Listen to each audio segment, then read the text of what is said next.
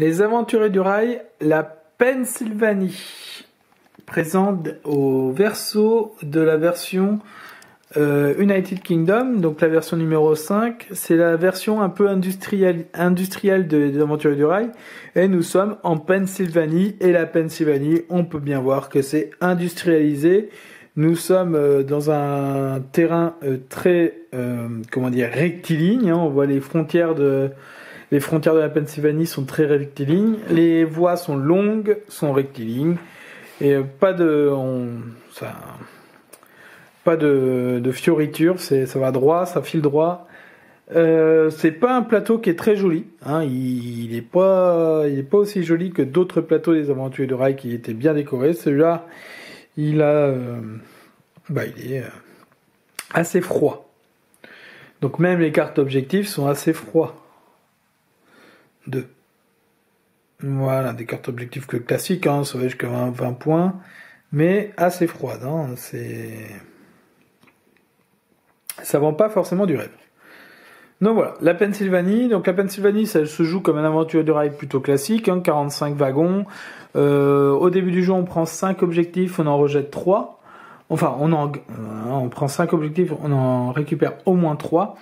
Et à chaque fois qu'on reprend des objectifs, on en prend 4 et on en garde au moins 1. Il va falloir que je réfléchisse à ce que je dis avant de parler. Donc voilà, à part le plaisir de découvrir des villes qu'on ne connaît absolument pas, des villes américaines, mais on va voir qu'il y a d'autres villes américaines qu'on connaît, hein. On voit bien en bas à droite là, Baltimore, il y a des noms qu'on connaît, hein, Pittsburgh, voilà. C'est une carte qui a une spécificité, ce sont les cartes qu'on voit tout en haut, c'est les actions. Alors première chose, avant de parler des actions, on va parler de l'Ontario, qui est le seul endroit où on utilise des ferries dans le jeu. Donc l'Ontario, de l'autre côté du lac Erie au Canada. Pour y aller, il faut traverser le lac. Donc voilà. Sinon, donc il y a une règle spéciale à 2 joueurs, juste en passant. Donc du coup, ce jeu n'est pas forcément conseillé à 2 joueurs, puisqu'il y a une règle spéciale avec un joueur neutre. Donc du coup, c'est pas forcément génial. Quand il crée une règle spéciale pour 2 joueurs, c'est que le jeu n'est pas forcément adapté pour être joué à 2 joueurs. Bon, après, il suffira de lire la règle. Sinon, comment ça marche ? Eh bien, il y a des actions qu'on va acquérir. En fait, chaque joueur va essayer d'acquérir les actions qui sont là. Plus les actions vont être là, placées à droite, plus il y en a. Alors, on va montrer un écran dans l'écran. Les actions, à quoi ça ressemble. Ça ressemble à ça. Donc voilà. Alors en bas à gauche, vous avez déjà l'action, hein, le nom de l'action. Et en bas à gauche, nous avons le numéro de l'action. Donc on voit qu'ici, il y a 5 cartes de cette action. Et celle-là, c'est la numéro 1 sur les 5. La numéro 2 est placée juste derrière. La numéro 3, la numéro 4, la numéro 5. Enfin, voilà. Toutes les unes après les autres. Donc voilà. Donc 1 sur 5, et ici nous avons le nombre de points. En fait, il va falloir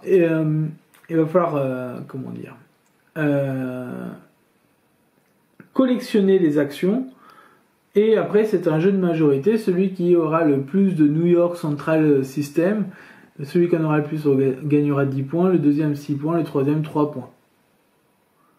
Voilà. Et plus ça va, plus il y en a. Donc là par exemple je prends celle du lac Erie. Il y en a 8, il y a 8 actions au total, et celui qui gagne le Canal Plus, il gagne 16 points. Voilà. Donc à la fin de la partie, on va récupérer les actions au fur et à mesure. À la fin de la partie, on va voir qui a le plus d'actions de chaque compagnie, et on va voir qui est le premier. Sachant que celui qui pioche le numéro le plus petit parmi ceux qui sont égalité, en cas d'égalité, par exemple s'il y a 3 personnes qui ont 3 cartes non, c'est pas possible, 2 cartes de ce type-là. Du coup, s'il y a 3 personnes qui ont 2 cartes de ce type-là, on regarde celui qui a le nombre le plus petit. Et c'est lui qui devient premier. Donc c'est à ça que sert ce nombre-là. Donc c'est pour ça qu'il faut les ranger par ordre croissant, du plus petit au plus grand. Comment on les récupère ? De manière toute bête, on les récupère en créant une route. Donc là, si je crée la route jaune, là par exemple, que j'ai à l'image, bah, si je crée cette route-là, je prends soit une action lanes valley, soit une carte aérier, soit une carte PRR, enfin une des trois quoi. Et voilà, donc voilà, là je prends une des trois, enfin c'est... Elles sont localisées, les actions sont relativement localisées, c'est-à-dire que à certains endroits on va avoir une action qui va être vendue, et à d'autres endroits on va avoir d'autres actions. Ce que je peux avoir un exemple, par exemple j'allais dire les Reading Line, mais non, les Reading Line sont un peu partout, mais le lac Erie par exemple, les vertes là, les actions vertes on les retrouve pas du tout dans le sud. Voilà un exemple, on les retrouve pas du tout dans le sud. Par contre au nord on les voit à chaque fois. Donc vous voyez les vertes Erie là on les voit. Voilà, donc elles sont localisées, donc si on veut, c'est en fonction de là où on va se placer aussi. Voilà pour la règle, donc ça joue comme ça à la fin de la partie. Il y a aussi à la fin de la partie celui qui va avoir le plus d'objectifs qui va gagner 15 points. Celui qui va jouer les objectifs qui va en avoir le plus va gagner 15 points. Voilà pour le jeu Pennsylvanie. C'est un jeu, même s'il est assez froid, il est assez agréable en fait. Voilà, c'est pas très compliqué, c'est un aventurier de rail, après c'est pas très fun quoi. Donc voilà les aventures de rail Pennsylvanie. Juste une petite précision par rapport aux cartes, donc là ça fait un peu une petite précision. Mais elle est facile comme précision, c'est si j'ai envie de prendre une carte terrier et qu'il n'y en a plus, ben tant pis pour moi. Et si par exemple là je dois prendre une carte terrier ou une carte BRP, eh bien s'il n'y en a plus, tant pis pour moi. Hein, je me fais avoir. Voilà, j'avais qu'à venir plus tôt. Voilà, c'est tout. C'est une petite précision qui ne sert peut-être à rien. Voilà, c'est bon pour les aventuriers du rail Pennsylvanie.